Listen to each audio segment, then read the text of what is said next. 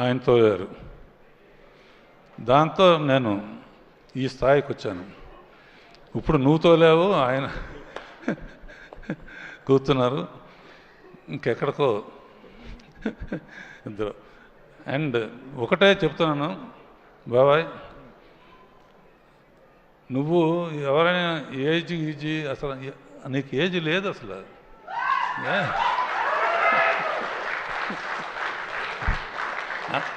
అందరూ నన్ను అడుగుతారు, మా ఇంట్లో వాళ్ళు కానీ బయట అందరు కానీ, ఏంటి చిరంజీవి రహస్యం ఏంటి? ఒకే మాట చెప్తాను, జరిగిన విషయం. సరిగ్గా 30 years బ్యాక్ దగ్గర ఇందిరా సినిమాలో ఒక సాంగ్ వీణ పెట్టుంటుంది.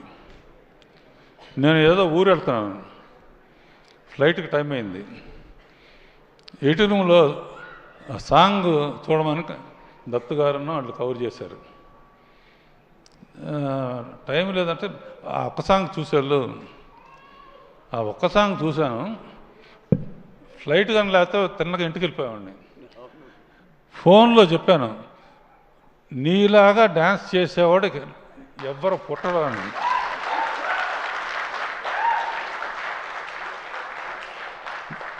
సేమ్ వీణబెట్టు చాలామంది చేశారు, చాలామంది ట్రై చేశారు. కానీ ఆ జిమిక్ ఏంటో, ఎక్స్ప్రెషన్స్ ఏంటో, ఎలా ఇస్తాడో ఏమను.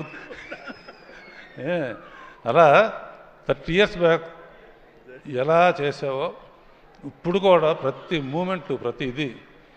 అండ్ అనిల్ ఇక చెప్పడానికి అవసరం లేదు, కామెడీకి. వెంకీను చిరంజీవి కలిపి చేస్తున్నారంటే దుమ్ము దులిపేస్తారు కదా, గ్యారంటీ. నేనైతే ఒక సీన్ పెట్టామండి అనిల్, వీళ్ళిద్దరూ తాగొచ్చి 9th దగ్గర కూర్చుంటే ఎలా ఉంటుందని.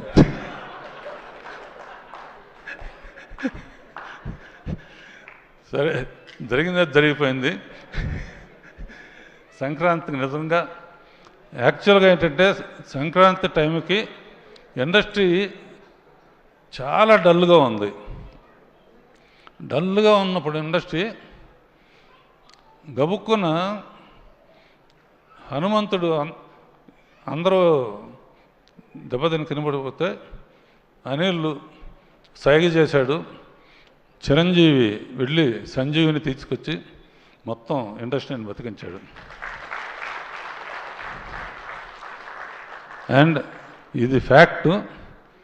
అనదర్ థింగ్, పోయిన పిక్చరు సంక్రాంతికి వస్తున్నప్పుడు భీమ్స్కి చెప్పాను, భీమ్స్ గుర్తుంది కదా, మాట నిలబెట్టావు. అండ్ నువ్వు కూడా సూపర్ స్టార్ మ్యూజిక్ డైరెక్టర్తో ten ten ten ten ten ten ten ten వదిలిపెట్టలేదు.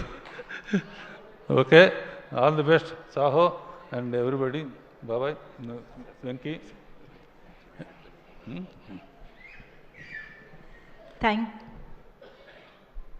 కారు జాగ్రత్త.